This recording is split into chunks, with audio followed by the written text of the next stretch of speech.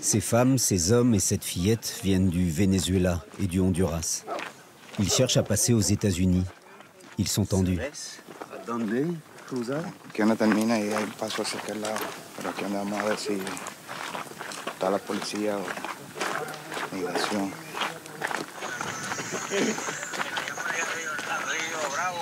Hay un río que es de aguas negras, más para abajo que cruce.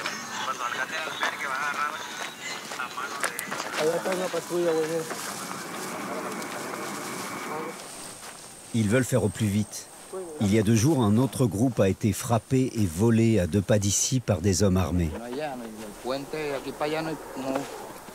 No sé si hay puente, porque ya no hay un puente, pero eso está más lejos. ¿Dónde está el puente? Sí, allá, pero eso está más lejos. A mí venía guiando una... Ay, ¿qué te digo? Está la patrona. ¿Qué pasa? ¿Vamos a tirarnos aquí o...? Está calmado. Está calmado, está calmado. ¿Sabes nadar? Yo no. Señor.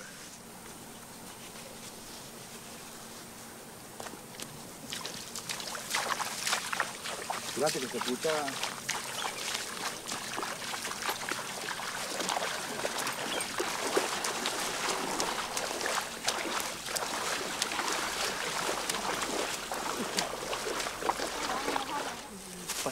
Costera.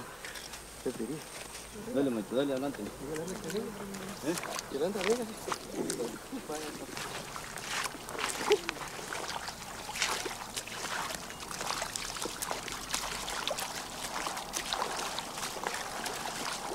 Au-delà du fleuve, le Rio Grande, ce sont les États-Unis. Après des semaines de voyage, ils parviennent à entrer clandestinement. Ce jour-là, ils ne sont qu'une poignée. Il n'en va pas toujours ainsi.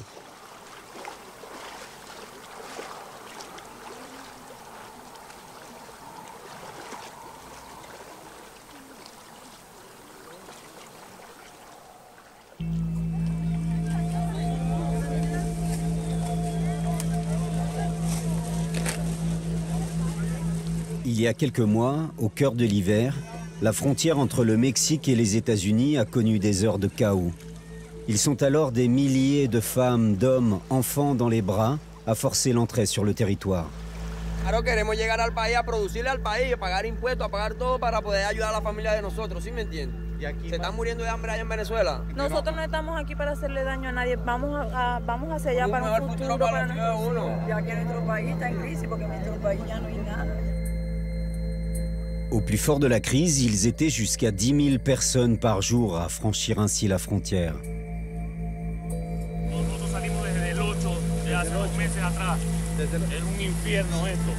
Il y eut aussi quelques scènes d'émeutes, comme à El Paso, au Texas, où les forces de l'ordre ont semblé complètement débordées.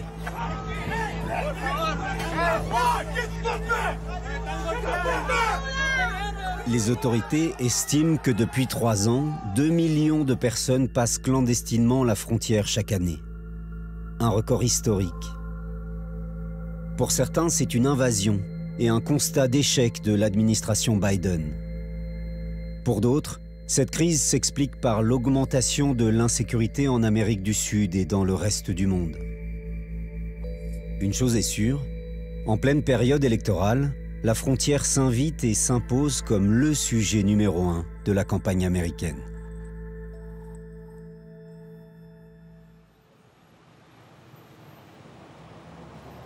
Dans la banlieue de San Diego, en Californie, c'est dans les pubs que les candidats vont chercher les électeurs. And then, you know what, I have some white ones. Okay. So let's put this one over here. Oh, go ahead, you can put yours down first. Okay. En novembre, en plus du président, les Américains votent pour élire les membres du Congrès, les shérifs, les juges. Bill Wells est candidat républicain.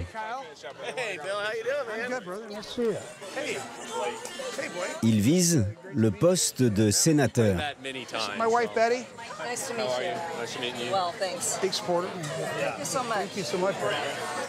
Pour financer leur campagne électorale, les candidats doivent lever des fonds privés. Alors ce soir, avant les discours et les débats d'idées, chacun est invité à mettre la main au portefeuille. Everyone knows hers. Do you like to write a check or do a credit card? You know, I'm going to have to do a credit card because I didn't bring it. How much would you like to do? Do it too.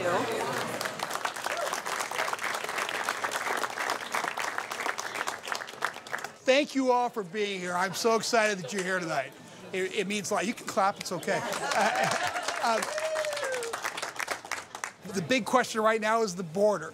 The border's out of control. Almost 20 million people coming across the border. Most of them, we don't know who they are, why they're here, what they're going to do. And believe me, the repercussions from what we've seen in the last 3 years will last for the rest of our lifetimes.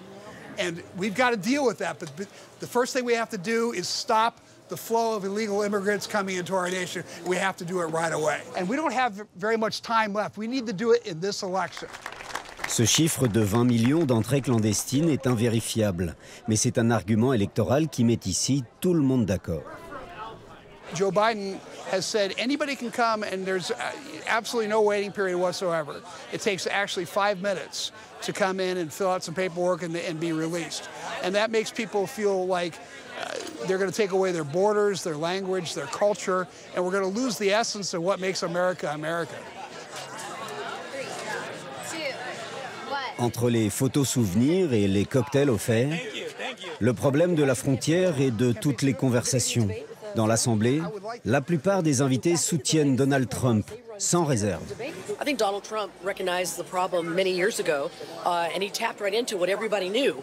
And so I'm a very big America First Republican. I don't like Republicans that allow the other side that always surrender.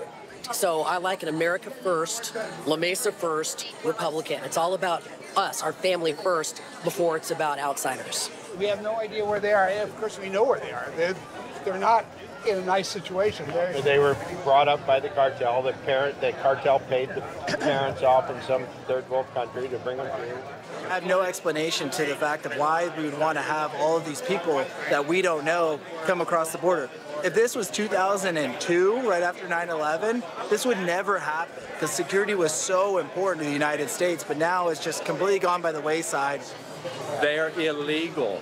When they stepped foot on our soil, they became criminals. That was an illegal act for them to do that. We don't stand for that. We know that Biden is illegitimate. You can tell by what he's done since he started when he usurped the position. He is destroying everything that America stands for. Le candidat républicain a fait recette ce soir. La collecte de dollars a été bonne. Il a surtout fait le plein de voix avec son discours anti-immigration.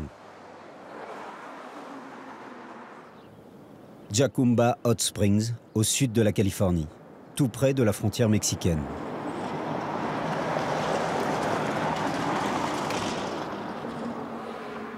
Dans ce petit coin d'Amérique aux allures de bout du monde, les migrants ne sont pas perçus comme des criminels, mais comme des personnes en détresse.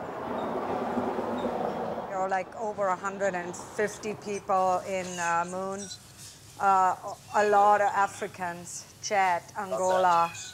All right. Bye-bye. Yeah, bye. Gabriel et Sam Schultz sont des Quakers. Ils appartiennent à un mouvement religieux qui prêche l'austérité et la générosité avec son prochain. Try to give it that milk, it's over there. Il y a 1 an, ils ont monté une association pour récupérer des fonds et de la nourriture pour nourrir les centaines de personnes qui débarquent régulièrement à côté de chez eux. My motivations are very straightforward humanitarian. There are women and children sitting in the dirt with no water and no food and no shelter. And that's the end of the story to me. I don't support or not support migration on any level at all. It's just, I don't like to see people in need. And you saw, they're in need, don't you think? I'm myself an immigrant, so I welcome all the immigrants because I know how hard it is to be able to take food, to be accepted, to be loved. Gabriel nous avait dit avant de venir, on ne parlera pas de politique. Nous avions dit d'accord. Mais Sam, le rebelle, il n'a pas fallu le pousser beaucoup.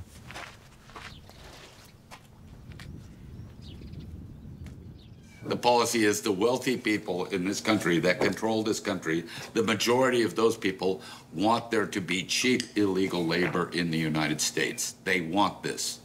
So it continues to happen because nothing happens in the United States without the wealthy people writing off on it. Now, if they want it to stop for some reason, it'll stop. Until then, the politics of Donald Trump and Joe Biden and all of that, it's just blah, blah, blah. Bye, John. Bye-bye. Yeah, we'll bring more food for the kids.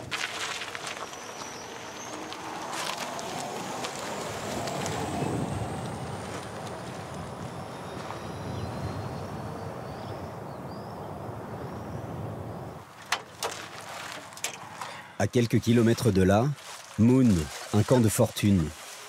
Ils sont plus d'une centaine de personnes arrivées dans la nuit. Gabriel nourrit en priorité les femmes. Agua?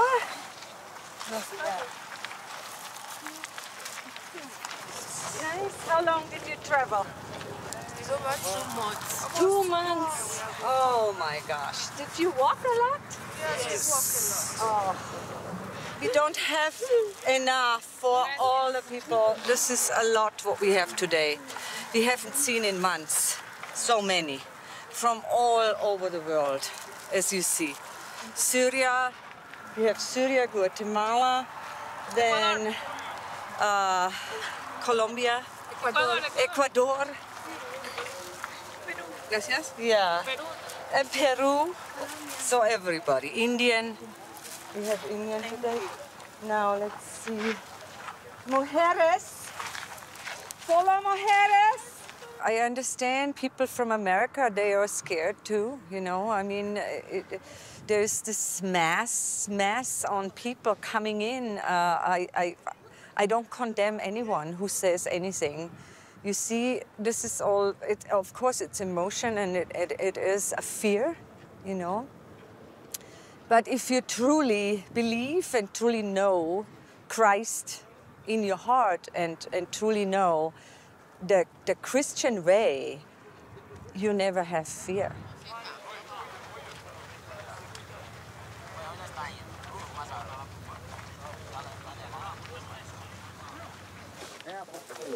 Uno pila, uno. Where are you from? Peru. Chad. Yeah. Where are you from? Chad. Welcome to America. 3 days ago, this camp was practically empty in the mornings. 2 days ago, we had about 110 people. Today, we have about 130 people. It's obviously building up here again. I don't know why. It's all controlled by what's happening on the Mexican side of the border. And now we have no control over that. There's Mexican law enforcement, cartel activity, you name it. And impossible to really know what's going to happen until it happens. Sam, qui est charpentier, a construit des abris et un point d'eau parce que les migrants ont pris l'habitude de se rassembler ici. Nous sommes à quelques kilomètres d'une zone montagneuse où le mur de séparation s'arrête et où il est possible de se faufiler. Aujourd'hui, il y a beaucoup d'Africains, comme ce jeune homme venu d'Angola. Il a pris un avion pour le Brésil, puis il a mis 2 mois pour arriver ici. Christian? Musulman. Un musulman. Hier, on a quitté là-bas à Mexico, on a marché dans les pieds depuis 18 heures, on marche comme ça, on casse, jusqu'à on arrive dans les frontières, on vit le mur là, on a tourné, on a vu un petit trou, on a rentré, parce que c'est notre mission, c'est ici. Là, on a quitté, notre destin, c'est ici, en Amérique. Assalamu alaikum. Maalaikum salam. Yeah.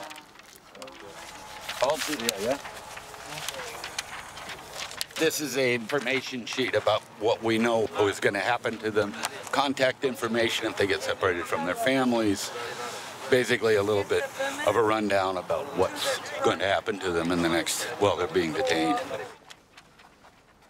Toutes les personnes ici vont faire une demande d'asile politique. Les agents fédéraux des Border Patrol vont les conduire vers un centre de détention pour interrogatoire. Après enquête, une partie d'entre eux sera expulsée. Les autres vont recevoir une convocation pour passer devant un juge. La procédure peut prendre 1 an. En attendant, ils sont remis en liberté et peuvent rester sur le sol américain.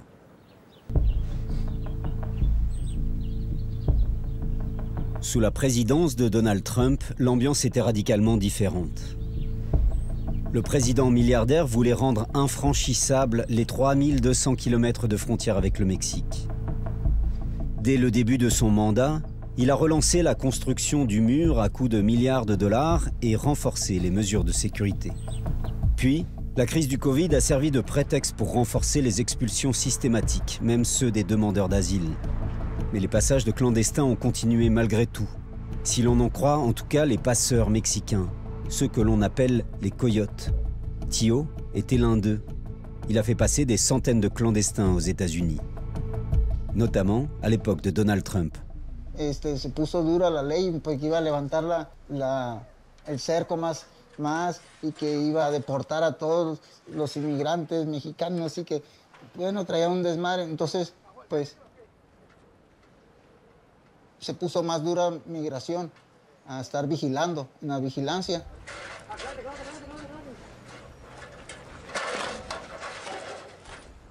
Entonces, pues es más difícil el brincar, el pasar. Yo varias veces me pasé gente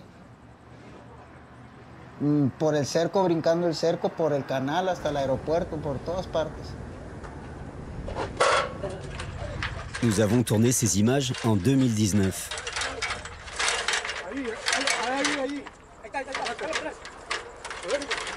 En pleine mandature, Donald Trump.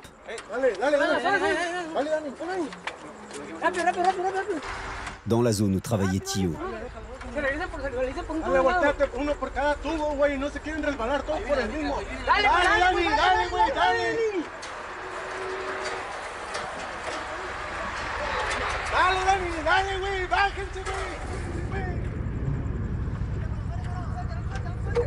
Hay siempre formas de burlarlos, de burlar a los migrantes.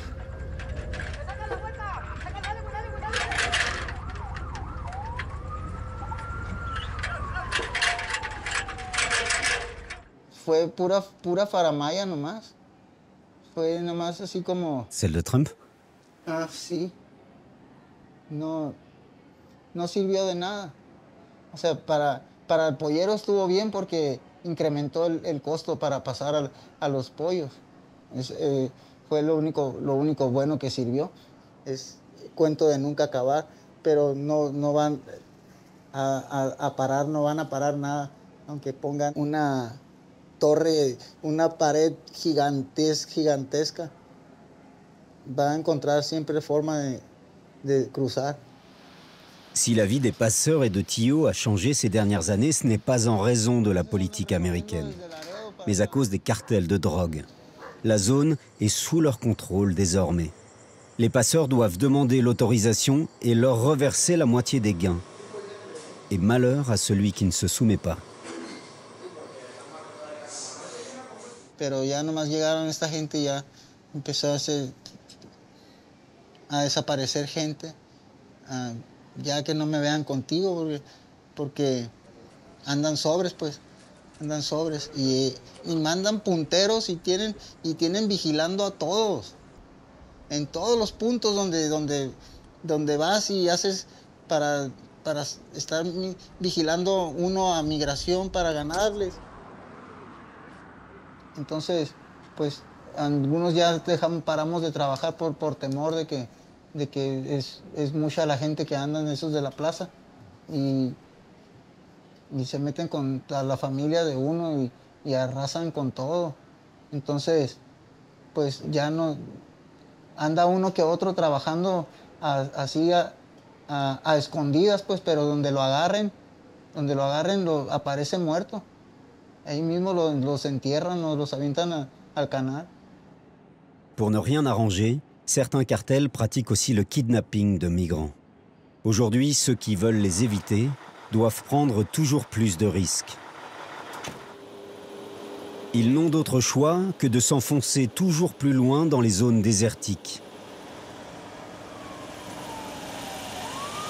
Les pompiers de TKT interviennent régulièrement dans les montagnes arides de la Rumorosa pour porter secours à ceux qui se mettent en danger.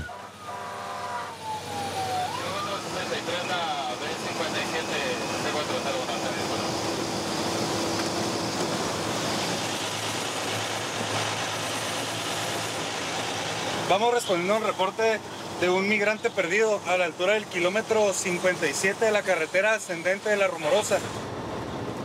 En temporada de invierno, pues el principal peligro era el riesgo de hipotermia. Ahorita viene la temporada de verano, entonces el riesgo de deshidratación. El objetivo es pues bajar ahorita, y recuerden que pues siempre la seguridad por delante, también nosotros ir buscando, ir el oído bien pendiente de lo que se pueda presentar. Vamos a bajar con seguridad y siempre comunicados con la frecuencia. Entonces esta es la zona donde ellos se bajan e inician a caminar. La única forma de llegar a esa parte de la frontera es caminando. No hay un vehículo que pueda llegar a esta zona por todas las piedras. Este es el punto de salida hacia Estados Unidos por el carril migrante.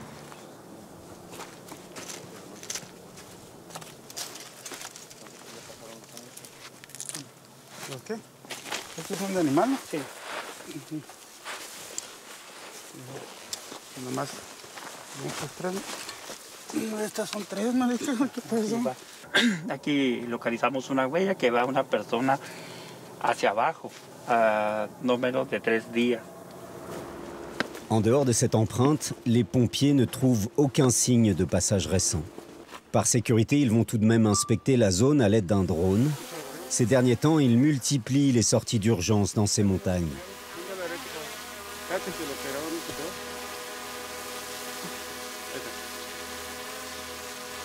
Desde hace 3 años ha habido un incremento muy abrupto, es decir, muy rápido de las personas que intentan cruzar hacia Estados Unidos. Esta es la principal zona donde se han realizado hasta 20, 30 rescates en un año en estas zonas. En el año se pueden hablar de 24 personas que pierden la vida en esta zona. Après 3 heures, fin des recherches. 5000 personnes sont mortes ces 10 dernières années dans les zones désertiques de la frontière américaine. Bien plus encore, ont disparu sans laisser de traces.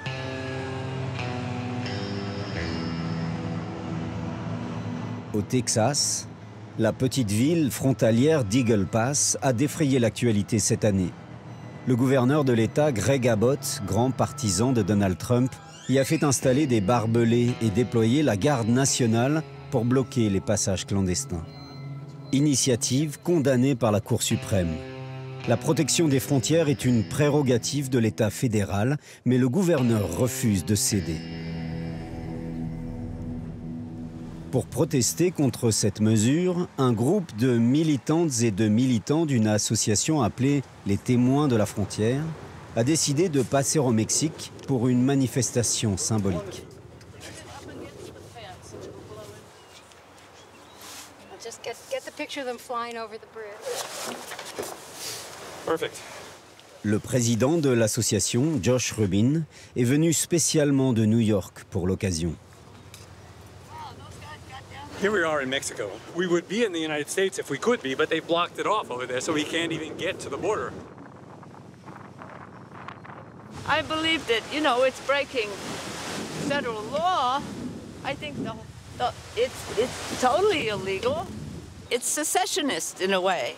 You know, it's pretending that the state of Texas could withdraw from the United States in a way.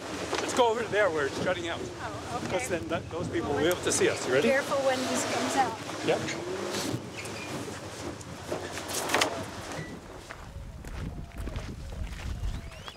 It looks like it's moving toward some sort of a major crisis because the kinds of things that he's doing here, taking over the functions from the federal government and relegating them to the state, looks like what happens at the beginning of a federation that's falling apart. So it has that odor, and it worries people on a political level. What I'm worried about mostly, though, is just the general fate of people who have to move from a place. There's a crisis. The crisis has to do with the world and survival. There's a drought coming, there's climate change. There are all these things that are happening, political changes, criminal elements, all these things that threaten people. And what people do when that happens is they move. They get up and they say, I can't expose my children to this anymore. I can't expose myself to this anymore. I've got to go somewhere where I can make a living. And this wire under the surface of the water of this river, that's what's keeping people from coming, right?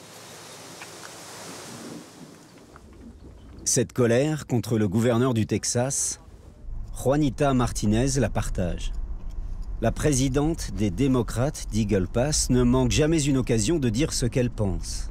Ce jour-là, elle voulait simplement nous montrer les barbelés et la présence militaire en plein milieu de la ville. Mais son attention a été attirée par une équipe de télévision de chrétiens conservateurs. What are they doing over there? Who is that man? Oh, now I'm curious. Whether it's a terror threat, whether it's drug smuggling, fentanyl, human trafficking, sex trafficking, all of it is starting right here. So keep Eagle Pass, keep this entire region in your prayers. God bless you. We'll see you tomorrow night. No, you have to keep the immigrants that are losing their lives in your prayers. Okay, come on, let's go. And you prayers, guys can have the space now. Prayers don't. Prayers don't help, sir. Speak for yourself. Prayers do not help. What helps is actual. We'll pack it up. Actual policies, sir, by the Republicans. Let's pack it up, guys. You don't know if I'm a Democrat. You don't know if I'm a Republican. Let's go, Victor. Come on. You're assuming. That's ignorant. We have the concertina wire right here. Very vicious. That is what is bad. Because children are getting cut with this, innocent immigrants are getting cut with this, and none of it is stopping immigration. You know, people have said they can put them all the way up to the heavens, and we would still dig under.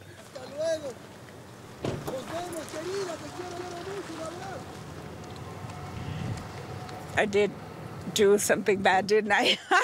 I shot the finger. Anyway. Doigt d'honneur et bonne humeur, c'est le style de Juanita Martinez. Mais son opposition, l'élu démocrate, s'est aussi l'exprimer de façon, disons, plus conventionnelle, comme en témoigne la cave du siège du parti. You can see we have some of our signs here that are ready for the next demonstration. Migrants have human rights, and border communities say, don't trust Abbott. We must come out in droves and vote Democrat in November, just to give him a message. So this is our fight, and we're gonna fight it all the way. There is no other issue that they can run on except this. Scaring people into thinking that we're getting overrun by immigrants, and that's the only issue they have. The rhetoric that the Republicans are putting out is that it's an invasion. There are too many coming, when the truth is quite the opposite. We need more immigrants to come and work. Biden is setting record number of people that have been employed, and the jobs are here, and we do need them. L'économie américaine est effectivement en plein essor, avec une croissance vigoureuse et un taux de chômage faible. Mais le bon bilan de Joe Biden n'empêche pas Weed Lyman d'être inquiet pour son pays. Ce kinésithérapeute de formation est un pro-Trump. Il prend régulièrement des congés pour alimenter en reportage vidéo le site internet de son frère, Border Hawk, le faucon de la frontière. Il vient de passer 6 semaines dans sa voiture, à sillonner le mur et ses environs. Il recense toutes les aberrations comme cet endroit. Our question would be, why is it incomplete and what is it doing way out here? I mean, I can just walk around it to and from, no problem. A lot of this Trump fence or Obama fence that was built along the border, especially in Arizona, the Biden administration immediately ended those projects. So there's large portions of the wall, especially in Arizona, that are incomplete. I am personally a fan of walls. I think that they work. I think that they have huge importance. We would prevent the illegal crossing, which I'm not a fan of, and it would make people go the legal route through the port of entry, claim asylum that way. So in general, I'm okay with walls.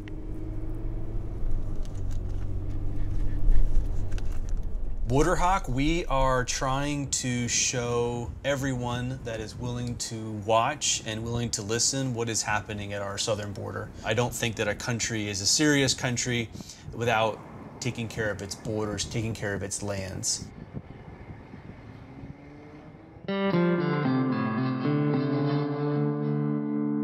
Pour nourrir ses reportages vidéo, Weed se rend régulièrement de l'autre côté du Rio Grande, au Mexique. Il a rendez-vous ce jour-là avec Efraín González, un journaliste mexicain. Hola, señor. Buenas. Efraín is saying the water is very low in the Rio, so it makes it very easy to cross. Les deux hommes collaborent régulièrement. Leurs images sont souvent relayées sur Fox News. This is the Rio.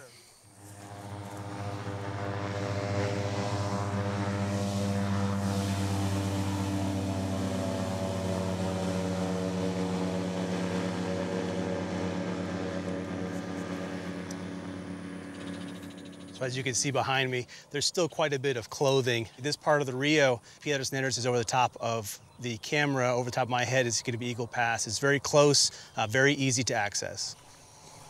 Au mois de décembre, Efraín a filmé une scène surréaliste. Elle implique les Border Patrol, donc des agents de l'État fédéral qui facilitent le passage des migrants. The video show how the Border Patrol agents used the machinery, the forklift tractor, to raise the barbed wire to allow to hundreds of migrants to cross to Eagle Pass. Now, Texas is trying to erect this to prevent people from crossing. The federal government will say, oh, this is in the way of us doing our job. Texas will say, well, this is protecting our border. So this is a perfect description and a narrative that Efraín was able to capture to show the clash between what the state is doing and what the federal government is doing. And that was on perfect display here that Efraín was able to capture.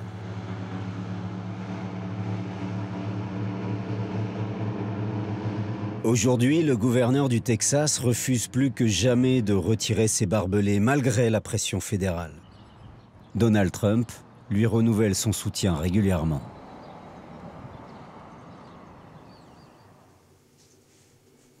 Chaque soir, Weed montre les images qu'il a tournées dans la journée.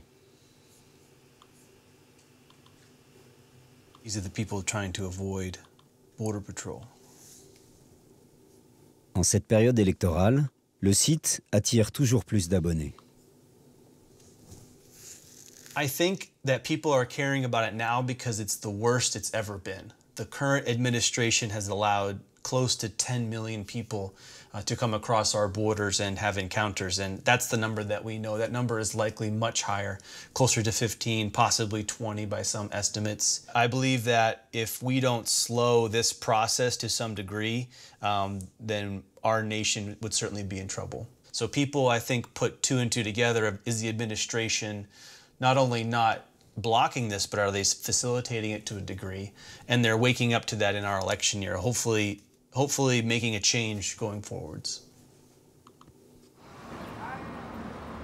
À 1500 km de là, au Mexique, la ville de Mexicali longe la frontière. Le centre culturel se trouve à moins de 50 mètres du mur de séparation. C'est là que travaille Oscar Valenzuela. Il est archiviste et historien depuis 30 ans. Il aime à dire que l'histoire de l'immigration, c'est son quotidien. Et ce n'est pas qu'une formule. Si quieres, sube la ventana, verás, para que vean que nosotros cotidianamente podemos estar viendo esto. No, pues me percaté que estaba unas personas cruzando, entonces lo que hice fue hacer una grabación con el teléfono y le llevó como 30 segundos en lo que le estaban ayudando a brincarse el cerco hasta que se brincaron y ya. Eso se llaman los brincadores, porque ellos son los que ponen la escalera y luego suben a un muchacho muy ágil que se cruza y corre y lo atrapa, y en lo que lo tratan de atrapar ya suben al pollo, al indocumentado, ¿verdad? Comme beaucoup de frontaliers, Oscar a connu de nombreuses crises migratoires au fil des décennies. Celle-ci ne l'inquiète pas plus que les autres. Pour lui, il s'agit surtout d'un enjeu politique. Entonces sí son flujos irregulares, ¿verdad? Hay temporadas en que se incrementa, hay otras temporadas en que baja el flujo. Lo que no habíamos visto es cómo el tema de la migración ilegal ya se incorporó al tema de las campañas políticas en Norteamérica. Como el candidato, ¿verdad?, de este abominable Donald Trump utiliza adjetivos terriblemente negativos, ¿no?, llamando a los migrantes delincuentes, violadores. Eso no se había visto, es decir, ese nivel de odio o racial o de ese nivel tan despectivo no se había visto así, ¿verdad? Paradoxe, made in USA. Un de plus. En Amérique, ce pays qui s'est construit au fil des siècles avec les vagues d'immigration venues du monde entier, la peur de l'étranger semble gagner du terrain. Haine, défiance et crainte feront-elles basculer l'élection en novembre prochain ?